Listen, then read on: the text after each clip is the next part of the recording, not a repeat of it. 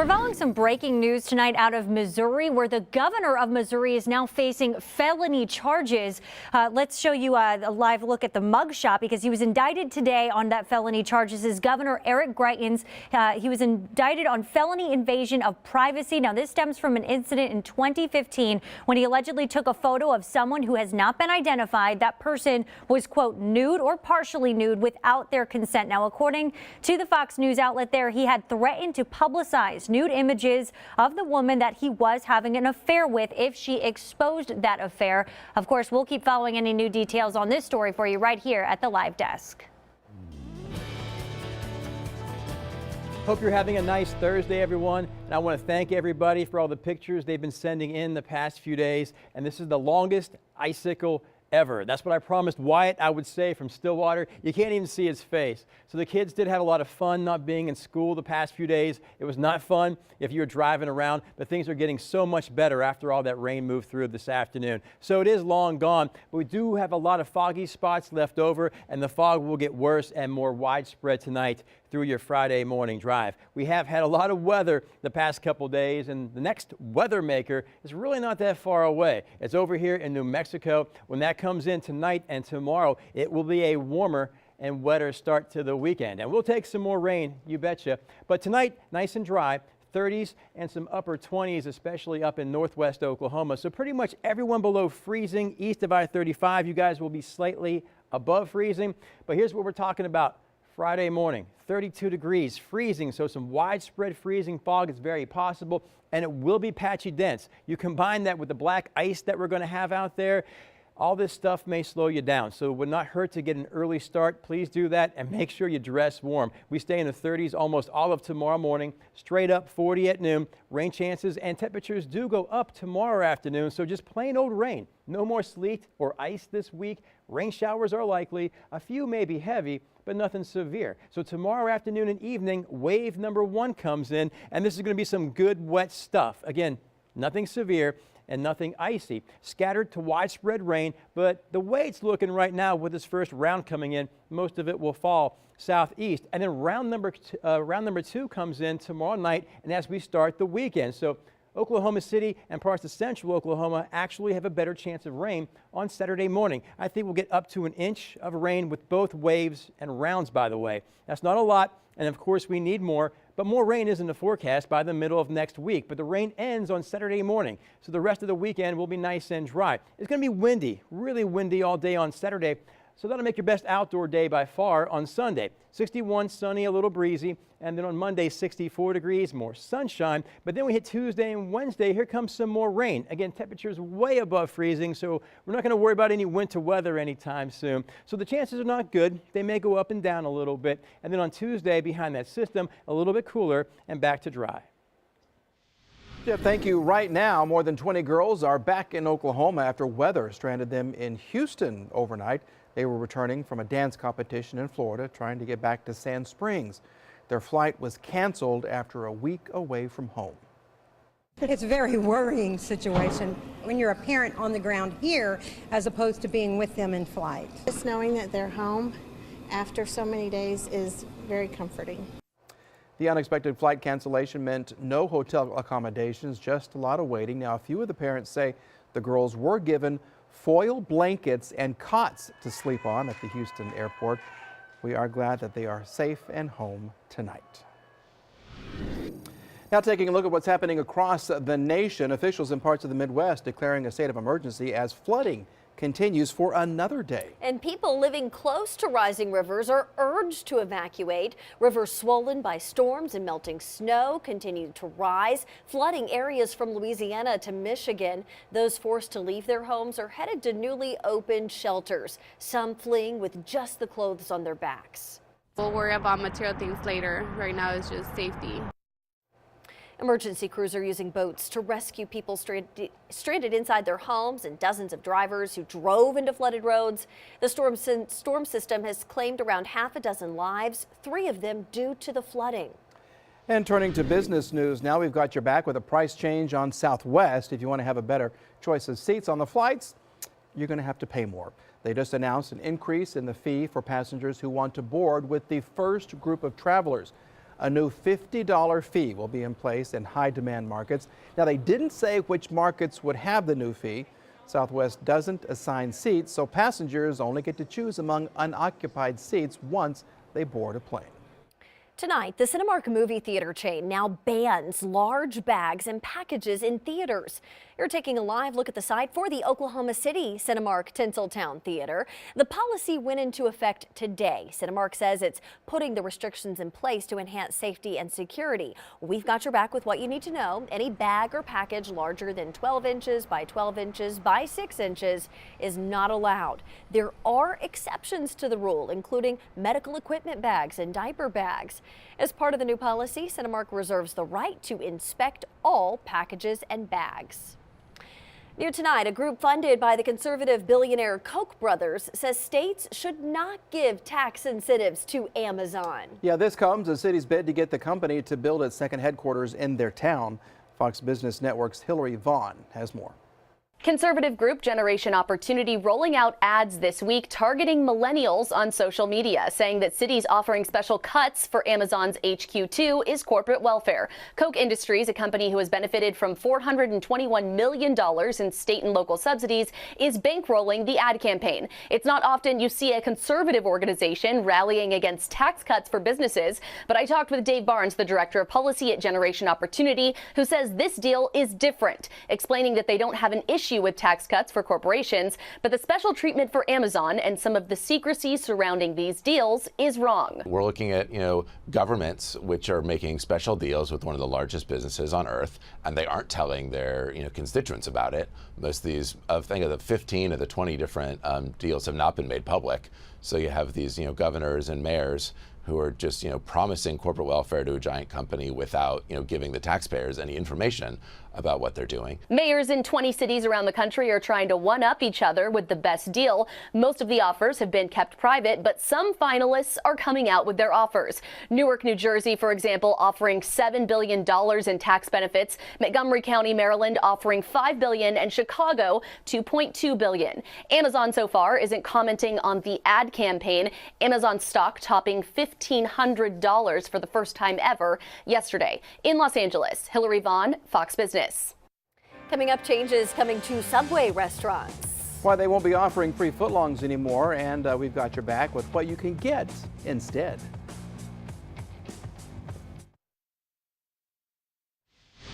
In health news tonight, scientists are revealing why some people just age better than others. Researchers say superagers are people 80 and over who have the same thinking and memory skills as someone much younger. It's estimated they make up less than 5% of the population. Scientists looked at the autopsies of participants who died during their study, discovering their brains had a special kind of nerve cell in the deep brain region that's important for attention. As a result, their brains did not appear to shrink as fast as their peers. Scientists believe with more research, there is potential to learn who may be at risk for neurodegenerative diseases. Talk show host Wendy Williams is taking a break from her show. The 53-year-old announced yesterday she has been diagnosed with Graves' disease and will be taking 3 weeks off to focus on her health. Graves' disease is an autoimmune disorder that causes overstimulation of the thyroid. The TV personality joked, "I'll be back. I'm not an heiress. Who's going to pay my bills?"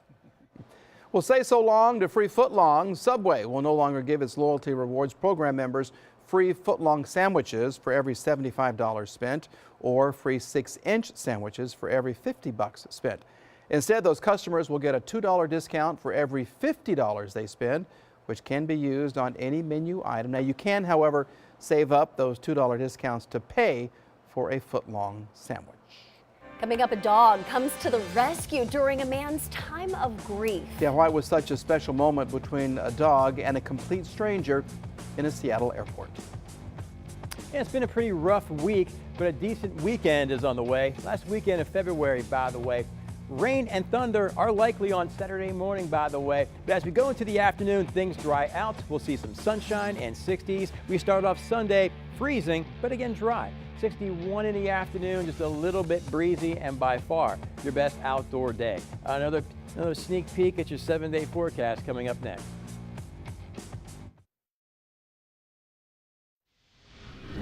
Chief Meteorologist Jeff George has got your back with one more look at weather. Jeff. Yeah, last week about this time, it was in the 70s and 80s. We were bone dry, and we were like, we'll take any precipitation. Yep. Sleet, ice, or snow, and then you get it, you're like, oh, maybe not. That was kind of nasty. And, we really need rain, and more rain is on the way. So tomorrow afternoon, scattered to widespread showers, mostly in southeast Oklahoma, and then another wave comes in, by the way, as we go into Saturday. So there you go. There's that other wave. Now, on Saturday morning, we could have some rain and thunder, nothing severe or heavy. And when that goes away, we're done for the weekend. More 60s most of next week, and more small chances of rain Tuesday and Wednesday.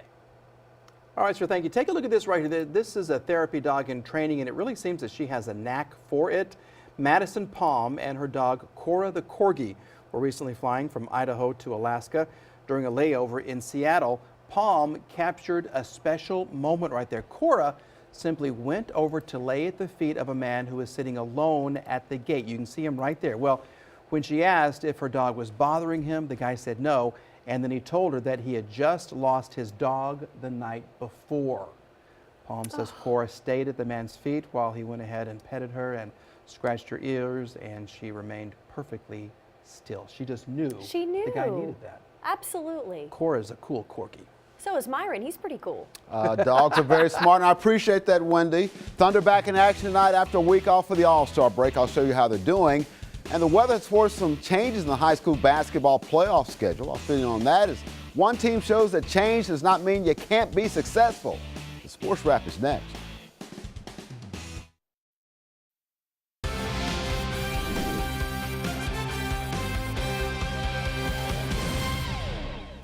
Hello, everybody. High school basketball fans are going to have to wait an extra day for the playoffs. The weather has forced regional and area games that were set for tonight to be moved back to Friday. And the games set for Friday, they've been moved back to Saturday.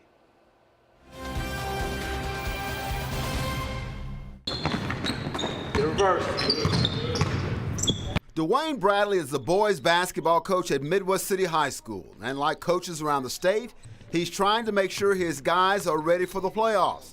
In the first round, it's win or go home, even for a team that's ranked among the top 5 in Class 6A. You won't find a lot of big guys in the Bomber squad. They're small in stature, but big in performance. We have a lot of heart out there, knowing that we're the underdogs. Everybody thinks we're small, they're going to out-rebound us. We just play with more heart than everybody. I think it surprised teams because of what we lost. I mean, coming out, they're probably like, oh, these guys lost this and this. So I think we surprised a lot of teams, what we got. What the Bombers lost was Keyshawn Embry, a 6'3" guard who signed to play at Arkansas, but he chose to play his senior season at IMG Academy in Bradenton, Florida. The Bombers also lost Jalen Redmond, who made a name for himself as a freshman 3 years ago for the Bomber basketball team. But his talents on the football squad earned him a scholarship to Oklahoma back in December. He graduated early and is already in Norman, which meant the coaching staff had to replace some talent and make sure those left behind knew what was next. I knew that I was going to sell these guys on playing with an edge. We've been to many state championship games before those two ever arrived on campus, and that's what I told these guys first at school. And I tried to convince them that we're going to be fine. But I was sure that we offensively would be okay. My biggest concern would be just defensive rebound, and we've figured out a way to take care of that most of our games. Really, at the beginning of the season, we didn't know how we were going to be scoring-wise, because that was our 2 leading scorers, and rebounding-wise. We talk about dealing with adversity all the time because, as an adult, we all know we deal with some adverse situations. Talk about communication, team, leadership, responsibility, all those life lessons that we know as an adult. It helps us to be successful. We preach and we talk about that stuff all day, and some of the things that we've gone through this year, I think, has been life lessons for them, and hopefully it will allow them to be successful as they get older. Bombers open up regional play against the Lawton Wolverines Saturday night, 8 o'clock at Midwest City High School. Edmond Memorial and more, the other 2 teams in that regional, squaring off at 6:30. All right, Thunder got back on the court tonight. All-Star break is over. Thunder resuming their season tonight in Sacramento, the first of the final 23 games of the regular season. West Coast games mean later than normal tip-off time for us Oklahomans. Everyone wanted to see if Russell Westbrook and the Thunder would come out with a more determined and focused effort against a sub-500 team, and they did, with Westbrook going and getting that break layup. Steven Adams getting deep post position, and Zach Randolph has no chance to stop him from scoring. Then check out Adams outrunning Randolph down the court, getting the easy slam dunk. Adams rewarded for his rim running by Paul George, who made the pass. Oklahoma City hit 8 of their first 10 shots, with PG-13 getting his share of that with the three-pointer. Thunder seemed dialed in early on. They also played a little defense, with Josh Houston doing it here. 44 first quarter points for the Thunder, 58-45. Thunder lead it in the second. College basketball, bad news for the Arizona Wildcats and former Oklahoma City Storm guard Alonzo Trier. He's been declared ineligible by the NCAA for testing positive for a banned substance. Trier missed the first 19 games last season for testing positive for a performance-enhancing substance.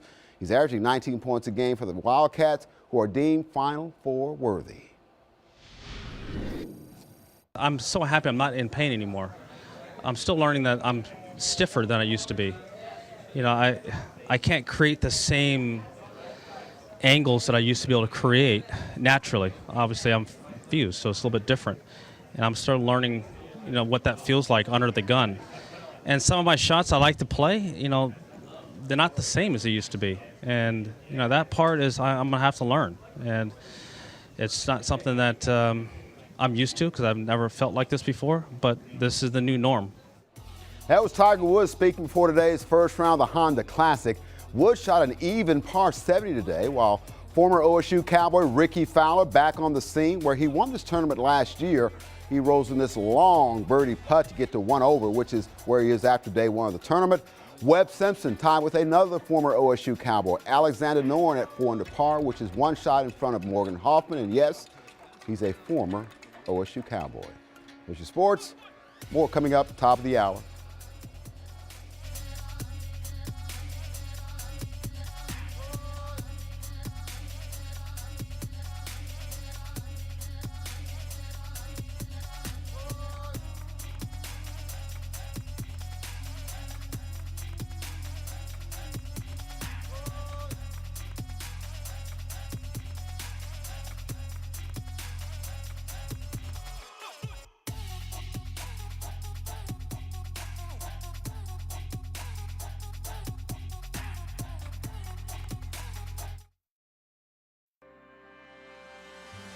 From the Fox 25 studios in Oklahoma City, this is the Fox 25 Late Edition.